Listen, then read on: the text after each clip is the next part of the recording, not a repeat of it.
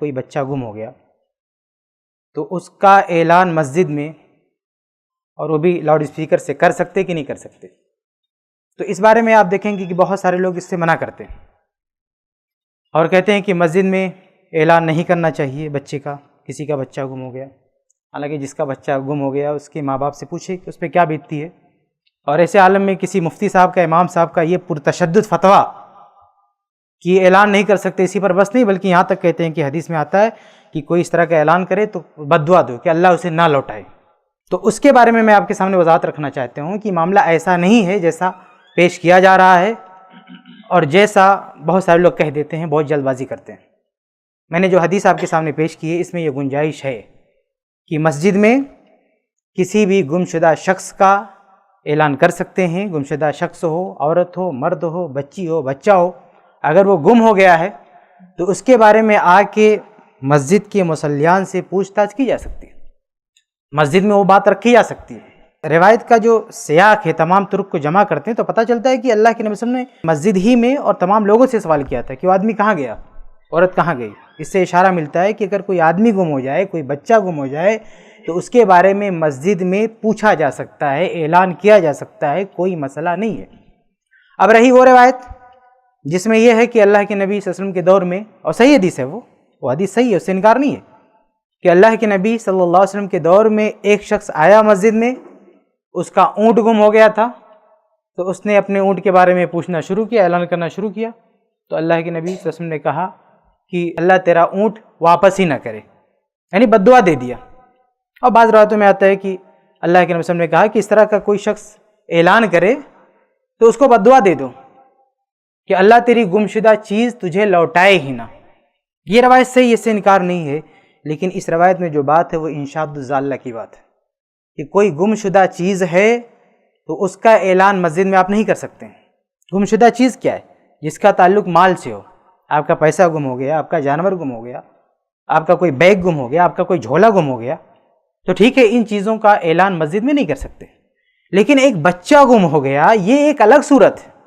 یہ بچہ کوئی سامان نہیں ہے، یہ بچہ کوئی مال نہیں ہے، یہ بچہ کوئی جانور نہیں ہے کہ اس کا اعلان آ کے مسجد میں آپ نہیں کر سکتے۔ یہ بہت بڑی بات۔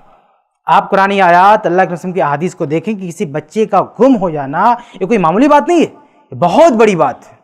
لیکن یہ ہماری جو ہے جلد بازی ہے کہ ہم اتنی بڑی بات کو لے جا کے ملا دیا ایک گم شدہ جانور کے ساتھ۔ استغفر اللہ، یہ بہت ہی عجیب بات ہے کہ کہاں ایک گم شدہ جانور، کہاں ایک گم شدہ کوئی سامان، کوئی چیز، کوئی مال، اور کہاں ایک بچہ، ایک بچے کی جان، وہ بھی معصوم بچہ۔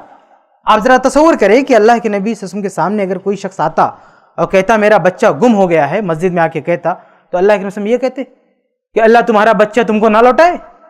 یا آج جو حضرات اس طرح کا فتویٰ دیتے ہیں کہ مسجد میں گم شدہ بچے کا اعلان نہیں کر سکتے ہیں، ان سے پوچھا جائے کہ کیا یہ بد دعا بھی دیں گے کہ اگر کوئی اعلان کر دے، جیسا کہ بہت ساری مساجد میں اعلان ہوتا ہے بچوں کا، تو کیا آپ کہیں گے کہ آپ کے کانوں سے اعلان ٹکرائے تو آپ کو یہ بد دعا دینے چاہیے اللہ اس کے بچے کو نہ لوٹائے؟ ایک معصوم بچے کے بارے میں ہمیں یہ جرأت ہے ہمارے اندر کہ ہم یہ بد دعا دے سکیں اللہ اس کے بچے کو نہ لوٹائے؟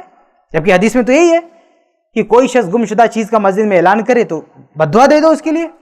تو میرے بھائی یہ جو روایت ہے اس کا تعلق مال سے ہے، جان سے ہے، وغیرہ وغیرہ، انسان سے نہیں ہے، انسانی بچے سے نہیں ہے۔ یہ بہت بڑی چیز ہے، بہت بڑی چیز ہے۔ کسی انسان کا گم ہو جانا، کسی بچے کا گم ہو جانا، یہ بہت بڑی چیز ہے، بہت سیریس لینا چاہیے اس کو۔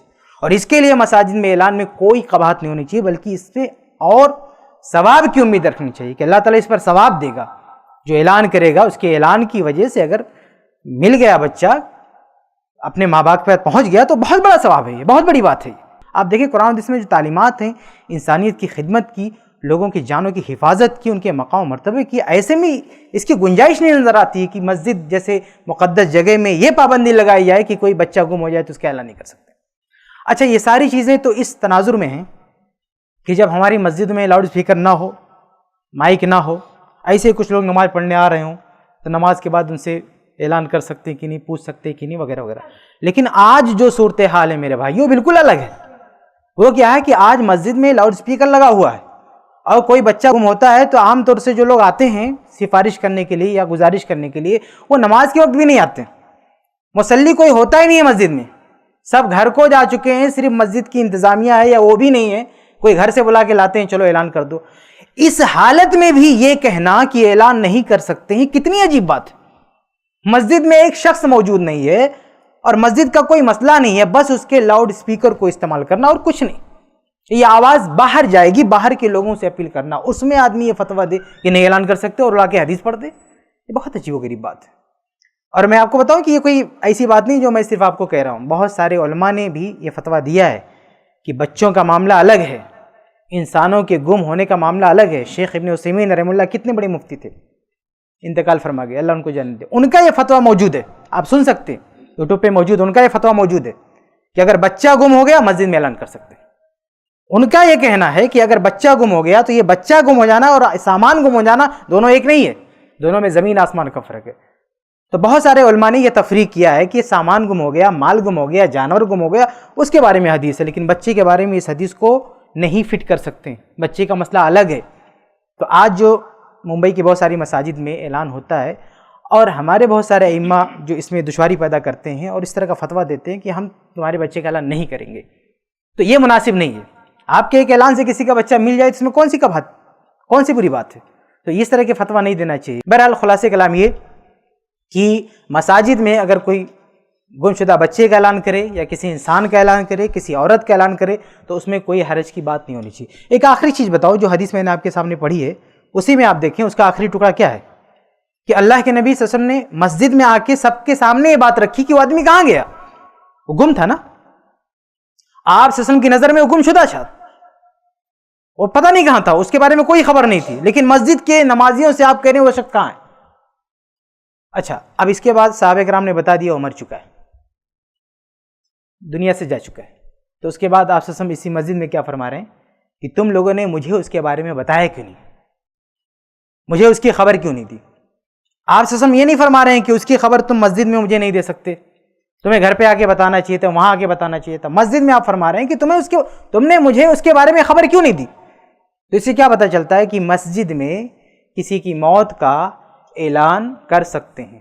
اور ہماری مساجد میں سمجھتا ہوں کہ اس پہ کسی کو اعتراض نہیں ہوتا ہے, کیونکہ ممبئی کی اکثر مساجد میں ہم اس کو دیکھتے ہیں. آپ ذرا ایک پل کے لیے سوچیں کہ ایک مردہ شخص کے بارے میں آپ لاؤڈ اسپیکر استعمال کر سکتے ہو, لیکن آدمی جو زندہ ہے, غائب ہو گیا ہے یا آپ کو مل گیا ہے, اس کے بارے میں نہیں استعمال کر سکتے لاؤڈ اسپیکر. ایک آدمی مر گیا, اس کے بارے میں آپ اعلان کرو گے, کیا مقصد اعلان کرنے کا؟ یہی نا کہ چند آدمی آ کے اس کے جنازے میں شریک ہو جائیں. اتنی سی بات ہے. ایک آدمی دنیا سے چلا گیا, اس کے بارے میں مسجد میں اعلان کر سکتے ہو. ایک آدمی دنیا سے نہیں گیا, محلے سے گیا, کسی کے گھر سے گیا, اس کے بارے میں نہیں اعلان کر سکتے. ایک آدمی مر چکا ہے, دنیا سے جا چکا ہے, صرف اس لیے آپ اعلان کر سکتے ہو مسجد سے کہ کچھ لوگ اس کے جنازے میں شریک ہو جائیں. اور ایک آدمی جو والدین سے بچھڑ چکا ہے, ایک بچہ, آپ اس کا اعلان نہیں کر سکتے کہ ان میں ماں باپ سے مل جائے. کون سی بڑی بات ہے بتائیے آپ؟ ایک آدمی جا چکا ہے اور ایک آدمی زندہ ہے, ماں باپ سے الگ ہے. کون بڑا سیریس مسئلہ, کون بڑا جو ہے اہم مسئلہ, آپ سوچیں ذرا. تو اس طرح کے پرتشدد فتوے نہیں دینا چاہیے اور تمام اہل علم کی رائے دیکھنا چاہیے, آسانی پیدا کرنا چاہیے, مشکل نہیں پیدا کرنا چاہیے.